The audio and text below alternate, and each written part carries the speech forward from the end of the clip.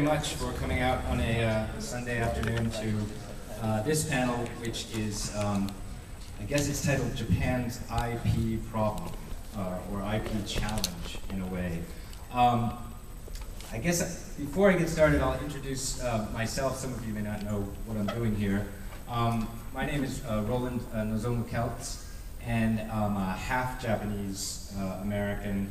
My mother's Japanese, my father's Caucasian American, and a little background about my writing. I wrote this book, which is called Japan America: How Japanese Pop Culture Has Invaded the US. And in fact, I think there's some copies available down in the dealer's room at table IND 05, which is where Peter S. Beagle, the wonderful writer, is at a table right near the entrance. If you're interested in getting a copy and getting it signed, I'll pop down there after this panel. I'd be happy to do that for you. The book, just a quick background, grew out of my editor's brain, actually. The editor at Palgrave Macmillan approached me, this is now in 2005, and asked if I would consider writing a book about the sudden surge of popularity of Japanese pop culture imagery, fashion, design, but especially manga and anime. And initially I declined because I had some friends who are hardcore otaku, and I thought there's no way I can compete with these guys, and I'll get shredded. However, the publisher came back to me and said, well, what we want is a book that someone like your father could read. My father being an American who's in his, now he's in his 70s. Something that he could pick up because he had seen this guy, Pikachu, soaring high over Manhattan in the Macy's Thanksgiving Day Parade, and wondered what it was doing next to Snoopy and Bullwinkle and Superman and the gang.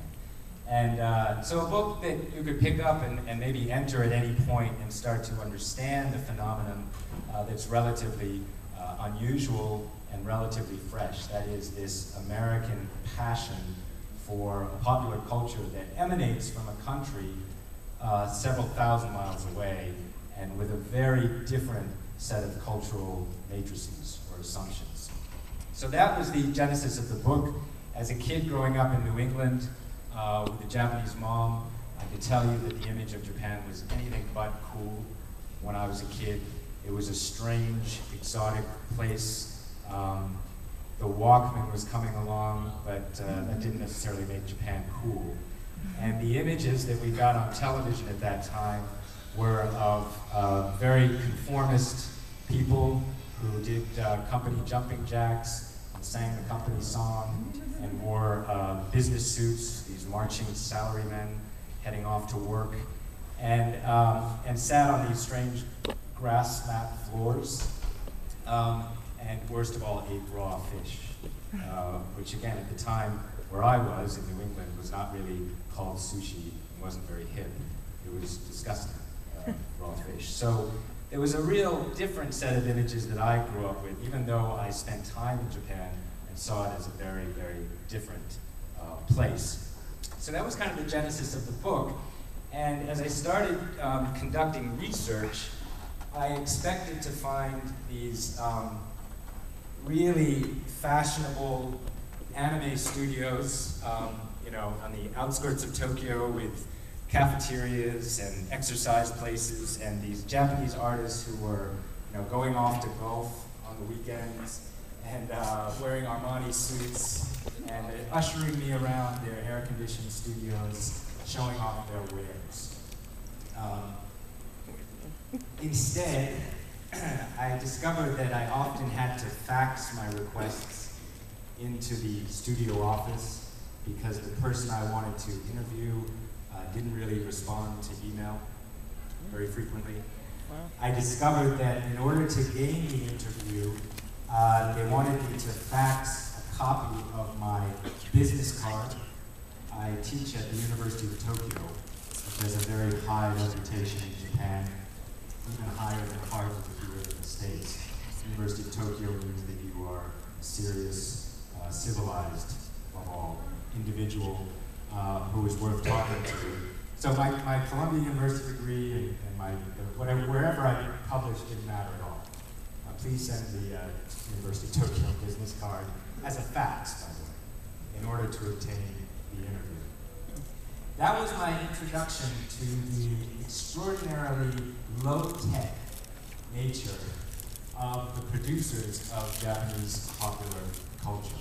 I can remember at one point, there was a very big hit series that I can't name, that was produced by a company, and I was I was with a friend, and they were trying to find the entrance to their studio. And we finally, we were going back and forth over the same stretch of cement, and we finally realized that the entrance was tucked behind a ramen noodle shop. If you've been to Japan, one of those little places with about 6 seats crammed in together, and you had to kind of duck behind it, and there was a metal door that squeaked open, and you went in up the stairs, and there were these two producers in rumpled suits, chain smoking. I'm not exaggerating any of this, who greeted me at the top of the stairs and showed me the cubicles where people were doing their work. So that was a kind of introduction to a very different approach to what we call in English intellectual property, or the value of creative products. I'm kind of curious, because it is somewhat of a vague term. What does intellectual property mean to you when you hear that term? What does it mean to you? Sir? I guess you could call it a brand or idea as a whole. That's Okay. So can you be more specific? Pokemon as a whole is an intellectual property, and it can be bought or sold as such. And what is being bought or sold? The idea The idea. of Pokemon overall. Nothing in particular. Okay. The idea, there's a lot bound up in the idea. You went that, and that specific image, Pikachu, is obviously worth a lot, right? Just the image itself. As I've learned from Masakazu Kubo, who is the executive producer of Pokemon, the designer's main goal in creating Pikachu, or at least in nailing that design, was to create a character who could be recognized by its silhouette. So you can look at that shape, and even if nothing is filled in, it smashes into your mind that image. And that's the emblem of the Pokemon Empire. The Pokemon Multimedia Empire, which is the last figure I was given, worth $25 billion worldwide. It's in 68 countries, it may be in more now. And I should add to that, when we start to discuss what Japan's intellectual property is, it is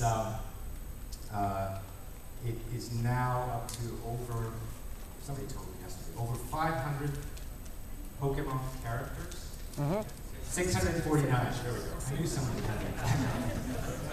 649 characters in the Pokemon universe. So this raises the question, if intellectual property is this idea or concept that can be, is worth something or has some value, what is specifically Japan's intellectual property? What makes it Japanese as opposed to anyone's intellectual property or anyone's animation or manga? So one of the first concepts I encountered, and I'm going to use an ukiyo-e print here. No, left scroll.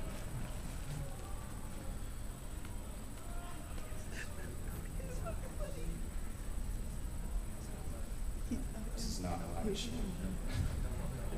Oh, just double click on it. No, double click in the film strip. Below. Okay. Wait, does it have a mouse? Yeah, scroll over again. Yeah. There she is. Okay, so I obviously did a lot of interviews, spoke to a lot of people, a lot of academics, a lot of intellectuals, art historians about and also people in the anime industry trying to pin down what to them makes this stuff Japanese. What constitutes a Japanese intellectual property, particularly in the arena of manga and anime. And one of the concepts that arose very quickly was the idea that is now fashionably called super flat. Has anybody heard the term super flat? And, well, large.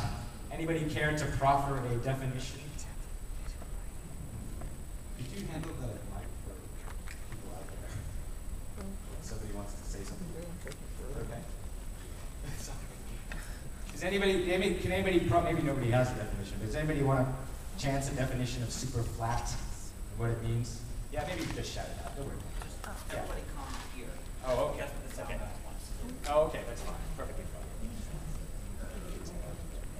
Maybe you can just shout it out.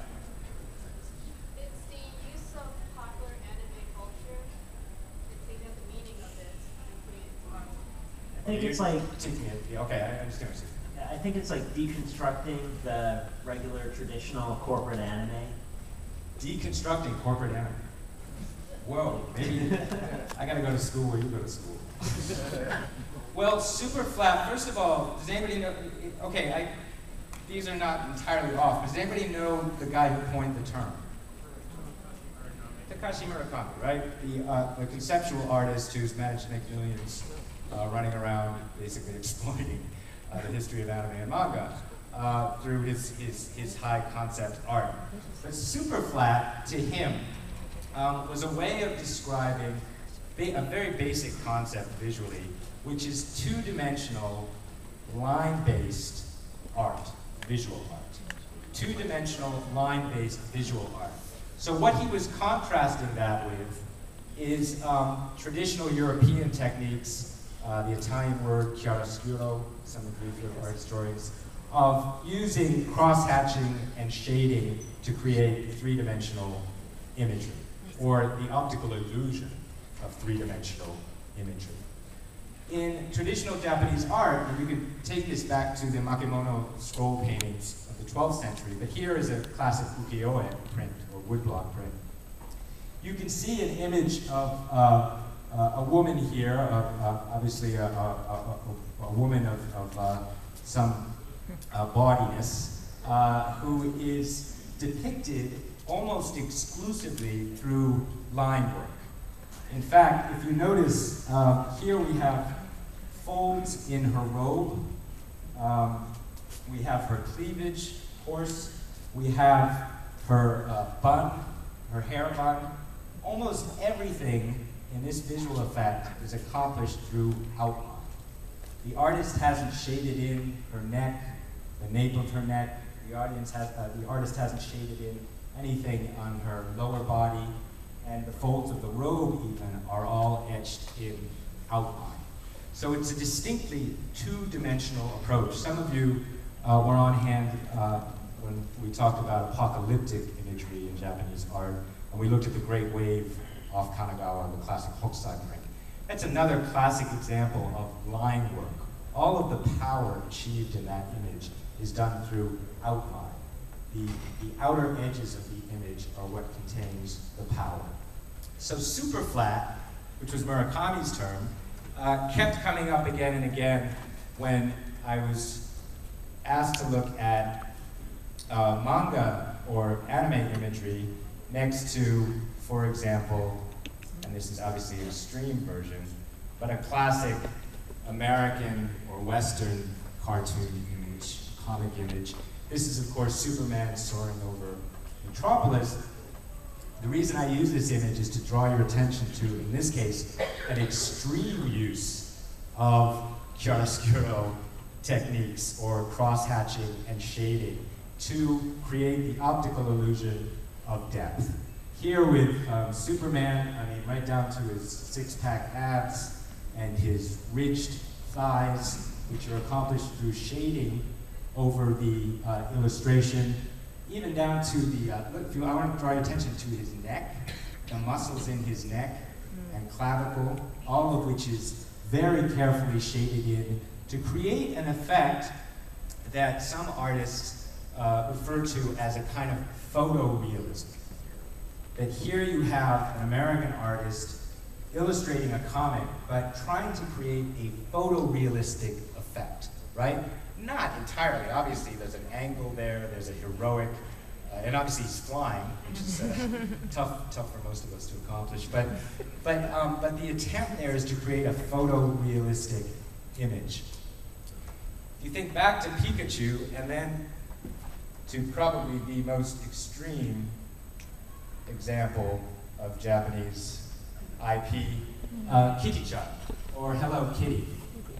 The creators of Hello Kitty famously are proud of the fact that what constitutes Hello Kitty is 17 lines and no mouth. You can achieve the entire effect of Hello Kitty with 17 lines and no mouth. So what we have here in this 2D approach to visual imagery, our super flat approach, is also an extreme form of minimalism, right? What you leave out is just important, if not more important, than what you put in. You're not after a photorealistic cat, okay? No cat looks like that. It would be quite ill. But nevertheless, Hello Kitty is a global sensation, probably the most beloved, or at least up in the top 3 beloved cat images worldwide. You can go travel down to Southeast Asia, you can travel to Europe, you see Kitty-chan everywhere. Hello Kitty is an enormous global icon or brand, and certainly an example of Japanese IP. Does anybody know why she doesn't have a mouth? So she can appeal to the most number of people possible. So she can appeal to the widest audience possible. And why would she appeal to the widest audience without a mouth? Because she has no expression, so she's whatever the audience wants her to be.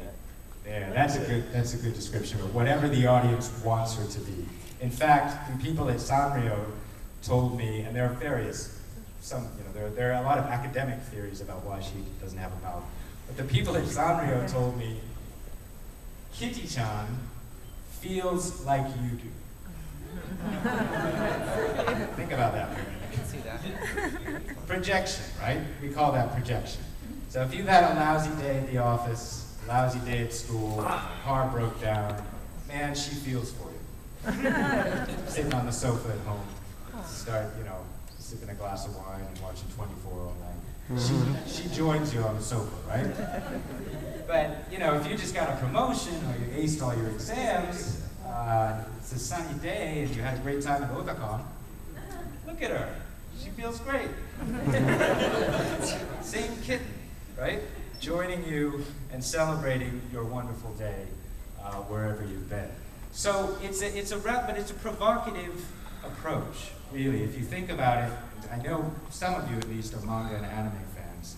If you can think of your favorite series or favorite films, I don't have time to show favorite series or films here, but you can imagine your way into them, and you know that in many cases, while the backgrounds may be quite elaborate, the drawing, the illustration of the background, the character's setting, etc., the characters themselves are often quite simple. Manga and anime artists often like to leave out nostrils. I asked why. They said nostrils are not very pretty. They're not very appealing. Often the ears are left out. And in between scenes, in between some of the major dramatic moments, the characters often have no facial features at all. Trust me. Take a look at some of the manga and anime. The complete face is just like flesh color. There's no features whatsoever. So it's well beyond photorealism into, again, the term hyper-realism, where what the manga and anime artist is trying to do, consciously or not, is to access your dream world. So if you project something onto Kitty, your mind, your imagination, is participating in the experience. When I interviewed, very, very privileged to be able to interview Hayao Miyazaki in California a few years ago, and we were talking about his approach to animation, which many of you know, Miyazaki and Ghibli still approach animation in the oldest school way possible. Hand drawing a lot of the images. In fact, Miyazaki was especially determined to hand draw all of the ocean scenes in Ponyo. If any of you have seen Ponyo, his last film released here, there's a lot of stuff in the ocean, right? There are a lot of scenes of the sea. In fact, quite a terrifying scene when the ocean rises up, and then a tsunami, actually quite a terribly prescient scene in the film. But if you notice the ocean scenes and how beautiful they are also, as Miyazaki himself pointed out, imperfect. When I asked him, why do you want to, when you have this computer technology, when it can save you time, potentially save you money in the long run, why do you insist on spending these hours? I mean, the guy gets into the office, when he's working at 10 a.m., he gets into the studio, he goes home around 2 o'clock in the morning, and he's 70 years old now. That's pretty intense, the workload.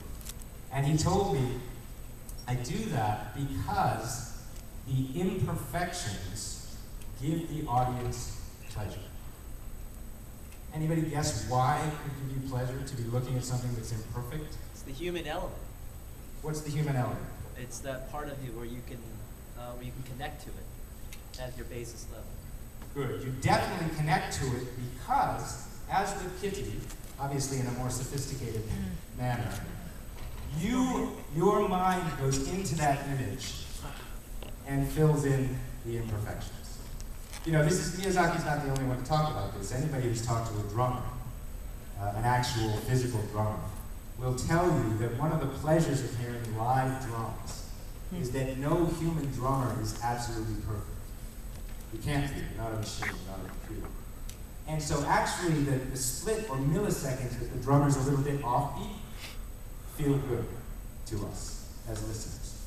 We may not consciously say, oh my God, that guy's a millisecond offbeat, right? But what our mind does is it goes in, enters the music, and fills in the gap. And that gives us pleasure of participation.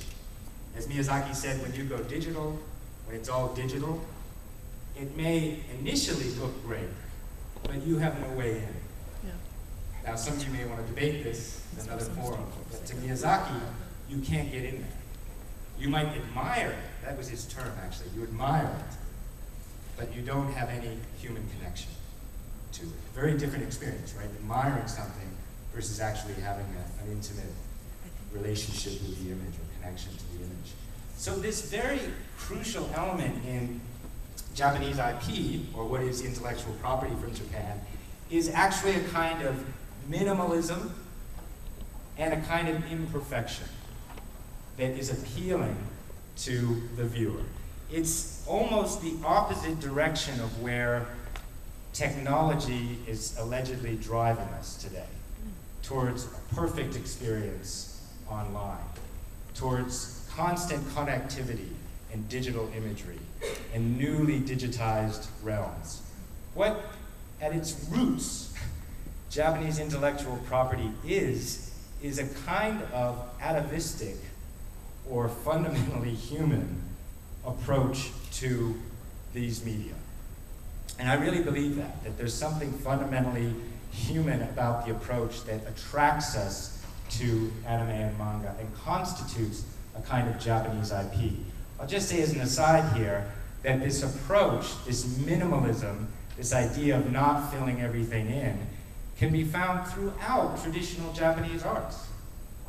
Ikebana, the flower arranging, it's not like the lush bouquets of British gardening and British flower arranging. It's about the stems. Ikebana, if any of you have practiced it, it's about the arrangement of the stems, and the space between the stems is just as important as the stems themselves. It's how you arrange the space. Any of you who've been to Japan or seen images of a rock garden, I mean, come on, right? You rake these rocks, and then you put a single big rock in the corner, and you contemplate. That's pure minimalism, almost reduced, right?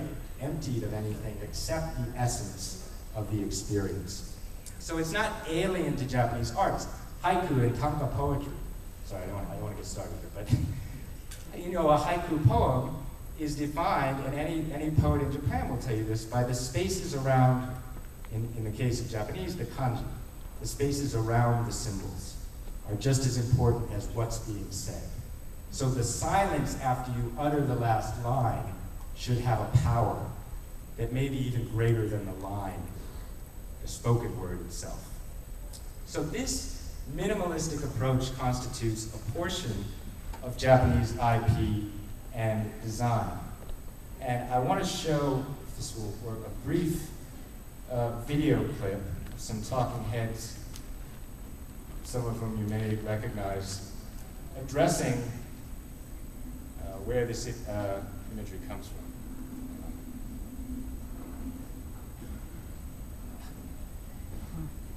How can I go? Change the view, change it to something else. So let's see if this will. One of the surprises that older Americans have trouble with is that this animation is taking them into deeper, more subtle, and sometimes more troubling emotional. Yeah, it'll go full screen. What's happening to me?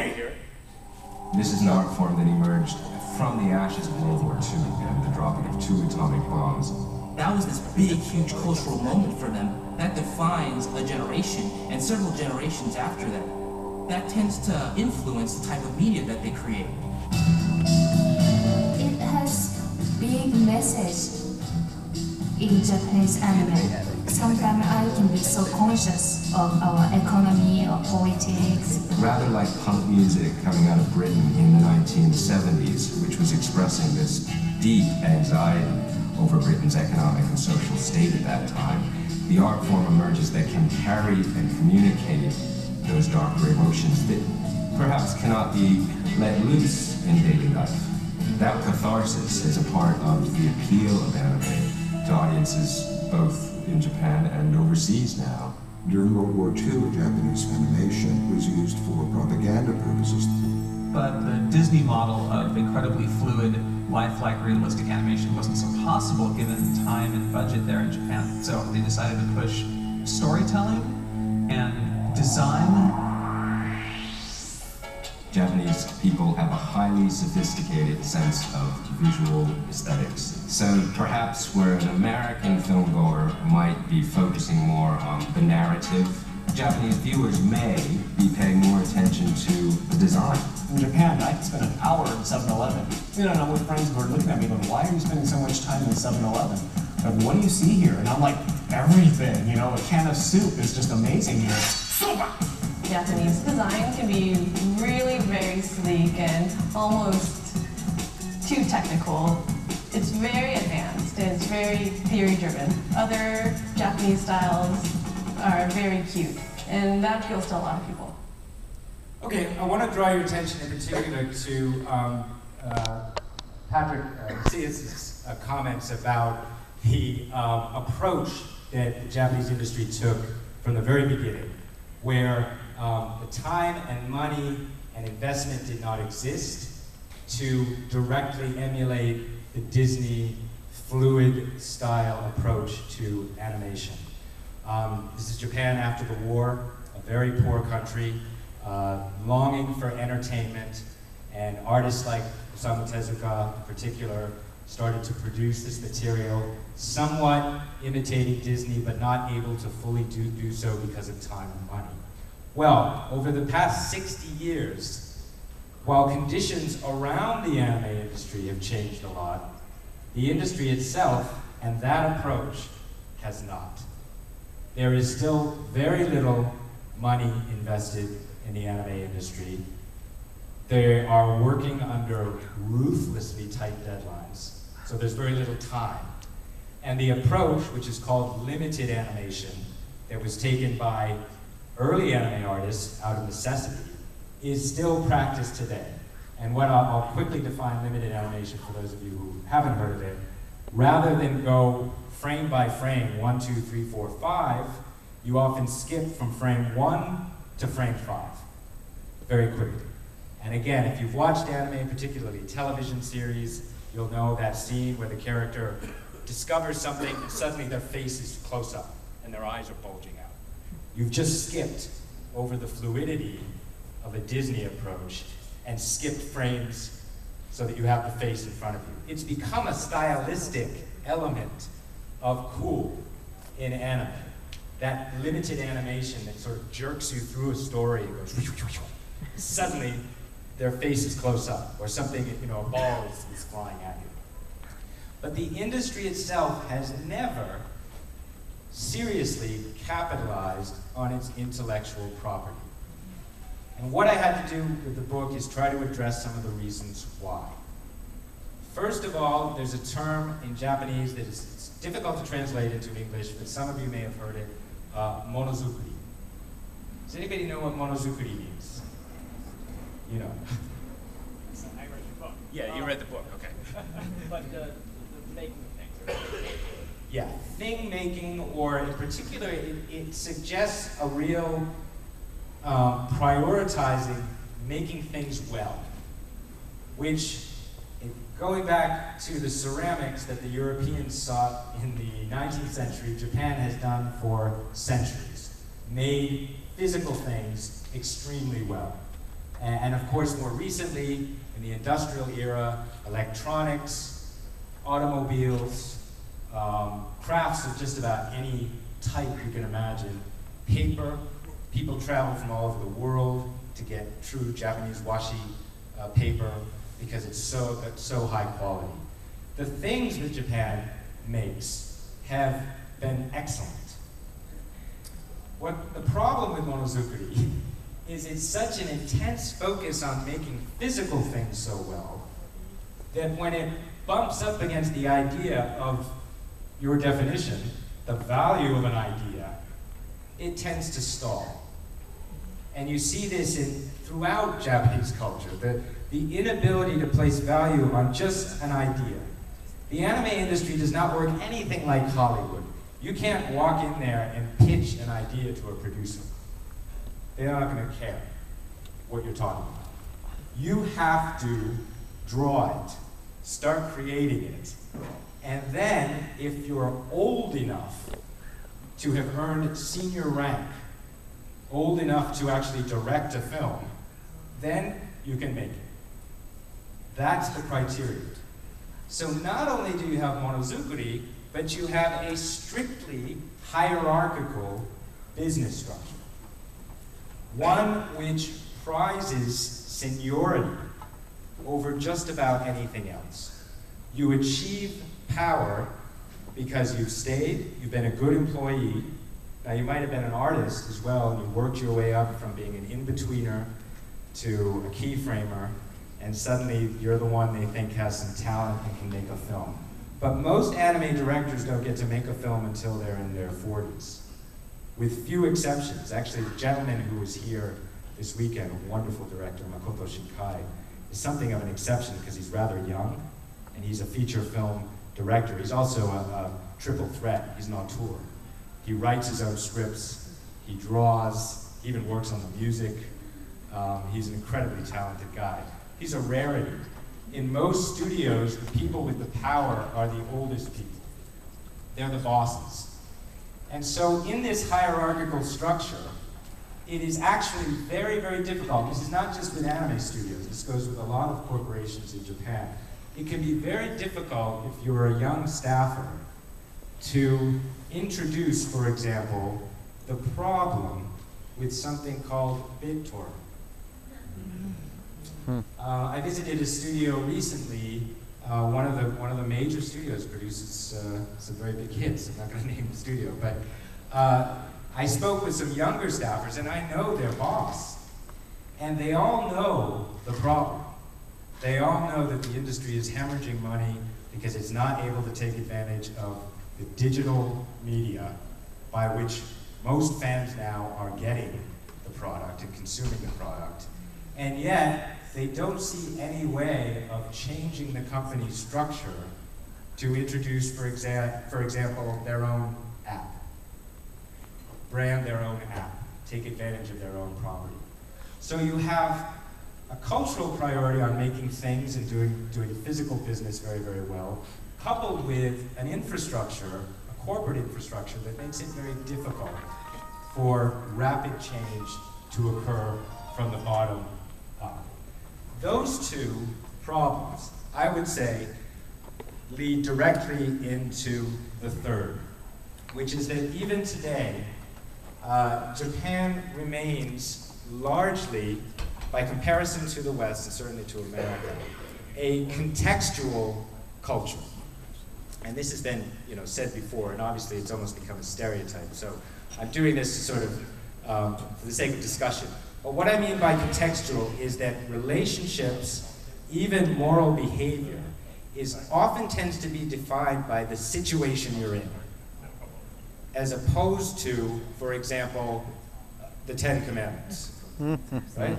There is nothing like the Ten Commandments in Buddhism or Shinto or even Confucianism. This is not to say that there's no morality or that behavior or conduct are not taught and valued. They are, of course. And in Japan, it largely happens at the level of family or an institution like the school. But there's no equivalent to church on Sunday in Japan. And there's no equivalent to a set of moral prescriptions in Japanese culture. No equivalent to a thou shalt not ever do this, okay? So in a contextual culture, relationships and decisions are often made based on your community, on what's happening in your relationships with people in your community. As someone who has lived and worked for Japan in years, I have only on maybe a handful of occasions actually signed a contract.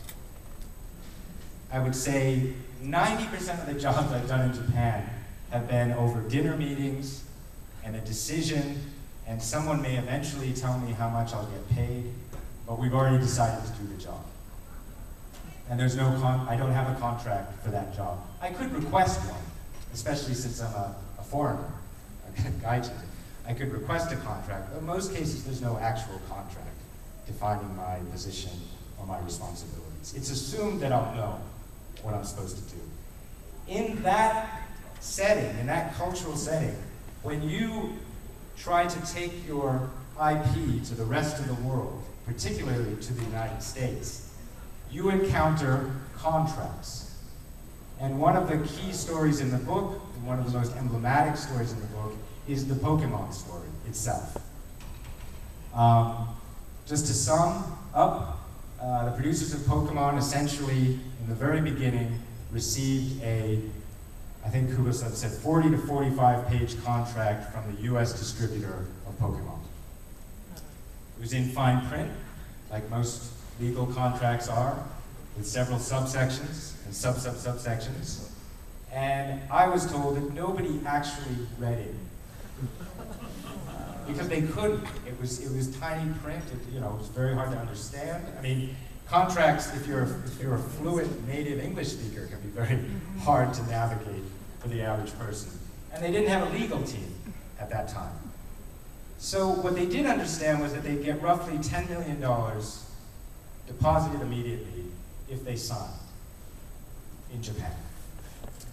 The contract was signed, and they signed away all of the subsidiary rights to Pokemon in the United States of America. This was not, the realization did not dawn upon the Japanese office until the morning after the release of the first Pokemon movie. Some of you may be old enough or have memories good enough to remember that release, which was a box office smash. It was #1 at the box office. I think it was the first time any Japanese film was #1 at the box office on opening weekend in the United States. I think. I have to, someone might correct me. I remember seeing it at the box. You remember seeing it. Well, when they woke up in Tokyo and saw the papers, I was told first there was celebration in the office. Whoopee! And I'm sure Kitty-chan joined in the celebration. And then there was a sort of silence, because it was very obvious to the producers in Japan that if you have a #1 hit in the box office on opening weekend in the United States, you should be rich. But no money was coming. And that was when they contacted the New York distributor and were apprised of the fact that they were not owed any money by the distributor. Fast forward, Nintendo USA, which is a very powerful company now and has a phalanx of lawyers, has retrieved most of the rights to Pokemon, and they're now in the hands of the Japanese producers and creators. So that has turned around to some extent. It started happening in the early 2000s. But nevertheless, the company in New York, in fact, the head of the company in New York who managed to make all those millions, there's now a wing of a university named after him in Long Island, to just show you how successful he was piggybacking off the Pokemon franchise. So there's a misunderstanding of a legal context as well, and this is really hampering a lot of Japanese anime companies, even today, as the material goes global. And as I pointed out, if you have a domestic context in which contextual relationships, one-to-one relationships, etc., dominate the industry, then you really don't run into so many problems at home. Intellectual property in Japan is pretty well protected, so much so that there's a whole subculture of fan artists called the doujinshita, who create fan art and sell it using characters from mainstream or published official titles. So in America, it'd be like if you could take Snoopy and Spider-Man and Wonder Woman and, I don't know, SpongeBob, and stick them in a rollicking, crazy, wild story, even, you know, maybe even sexualized, and go out and sell it, and have the industry look the other way. That's fine. Or even pay attention to it and go, wow, this guy's good. Yeah, you hear the laughter, right? You'd be sued in about 10 minutes. So, to give you a sense of a very radically different approach to intellectual property that has hampered Japan, I should add, now there are a lot of efforts to come together, especially working with American distributors to, as I know many of you know, and it's been talked about this weekend, to produce profit-making streaming sites, to give the consumer some choice, to give the consumer a higher quality product that he or she might pay for, knowing that it's good, and to do so via digital media. So it's not today as if nothing is happening. There is movement, there's activity, but it's been a long time coming, and it's been a very frustrating situation, especially for those artists and producers in Japan who keep hearing that there are conventions like this across the USA, and there are tens of thousands of people showing up, and they're dressed in costume, and they know the series inside and out, and they love it, and yet none of that money is funneling back to Japan. In fact, no money is funneling at all to just about anyone. So it's been a pretty huge gap, and it was one of the key discoveries when I was working on the book that astonished me. Because, you know, when you're writing, especially writing nonfiction or fiction, you tend to get excited by conflict, for good or ill, because you're trying to make a story. And this was one of the key conflicts in the book, the huge gap between the perceptions of Japanese popular culture and the actual economic realities back home in Japan. We have a few minutes for questions. Does anybody want to ask questions over here? I guess to go up to the mic, these guys. Okay, so you said there's no money at all coming in? Like, I mean... I'm being exaggerating a bit. So I remember far back enough before Borders or Barnes & Noble even had their massive anime sections that they do now. Manga is like... But you're saying that's a really small fraction of the profits they're making? Well, first of all, those sales peaked years ago. In fact, a great illustration of that is that Borders is bankrupt, right? In liquidation. Tower Records disappeared a while ago, I mean, CDs and DVDs and book sales really precipitously have dropped off. So, so I shouldn't say there were no pennies at all made at that time, but certainly not the kinds of profits you'd expect, and especially in terms of the DVD or in the anime market. I'd actually like, Chris, would you comment a bit on that? We have Chris Macdonald here, who's from the Anime News Network, which is the portal for information about anime, and Chris has been on the front lines. Chris Macdonald, yeah. Chris has been on the front lines of the licensing frustrations, the distribution frustrations, questions of digital media. Would you mind commenting on it? He's going to disagree with me. No, sadly I'm going to agree totally. Okay, so anime in North America is really, really popular. We're 30,000 people here. We're 45, 50,000 people at Anime Expo. But sadly, that's not a lot of people. The people coming to these shows, you guys are all amazing. Every single one of you buys DVDs, right? You buy like hundreds of them. You spend thousands of dollars on DVDs. All of you, right?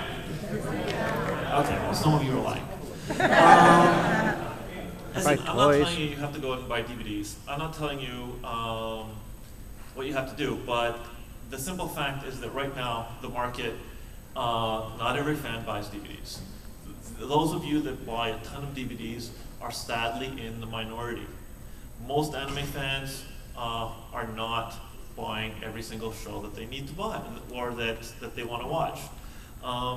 And the anime industry has to come to terms with that and find out a way to make money.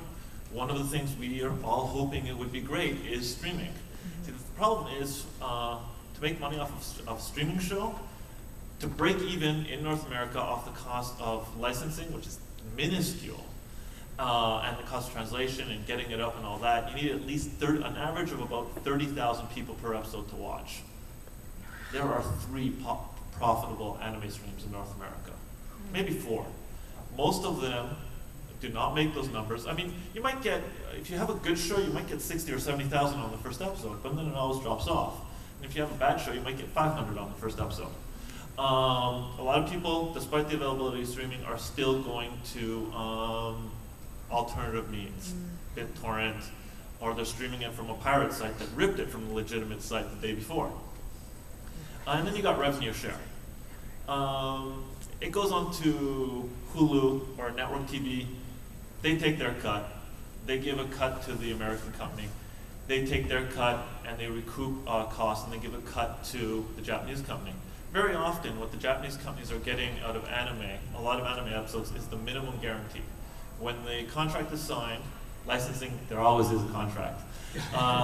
So when the contract is signed, a certain minimum is guaranteed. It's not a lot of money per episode. It's a joke. Okay, it seriously is on a lot of shows, the amount of money that goes to Japan for this show, especially if it doesn't come out on DVD and doesn't do well on DVD, is a joke. It's nothing. It's not worth the flight to Japan to license it. Not worth the cost. I mean, the Japanese companies have all sent people here. The cost of sending those people here is not going to be recouped on 1 or 2 shows. The show, to be really profitable, either it has to sell merchandise, that's where the money is, merchandise, or it has to sell tens of thousands of DVDs in North America. That's when the whole thing becomes really worth it. So yeah, there's not a lot of money going back. So that was really cheery. Thanks, Chris. Just showing here a chart, which is very easy to read, obviously, of the extraordinary growth of anime conventions up to 2007. This was at the Tokyo International Anime Fair. This was, I think it's their research. I know from animecons.com, actually, we did the research, and it was at Tokyo International Anime Fair. And you can see the exponential growth, and then you can see what you'd expect from the market. I'm going to take a question while I'm doing this. Go ahead. I don't even know how to word this. So like, you know, I think most of us here don't go out and buy every DVD of every anime we've ever seen to support the industry, unfortunately. Nor can some of us afford to, unfortunately. And for things like manga especially, there are a lot of websites online that you can read the manga online, and a lot of people are like, well, why should I buy the book or the magazine that it was published in, and I can just read it online or whatever. I myself personally, if I've never heard of this manga, I'll read the first one online. If I like it, I'll buy it to support them. That's what happens. But like sites like that, I don't even know if those sites are legal to put all that manga on there. And you mentioned the thing about like in Japan, they don't really care if you're like a doujinshi artist and like sell them.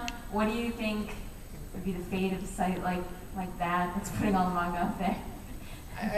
That's a good question. I think it's important to add that inside Japan, a lot of the publishers and producers, because they've had such a strong domestic market, have became a bit complacent. You know, those doujinshi were such hardcore fans, they would go out and buy the manga anyway. They'd go out and buy the manga they wanted to imitate or copy and so on. And so they were consumers. They were prosumers, as they say now, right? Consumers and producers in this wonderful sort of cycle. The big problem really hit when the global market emerged. And frankly, for a long time, a lot of publishers and producers, I would say, didn't really pay that much attention to it. Didn't really take it that seriously. What you have now is this interesting juncture where the domestic market is falling off. Partly because the birth rate is so low, they're not even producing the young people who would come up and become consumers.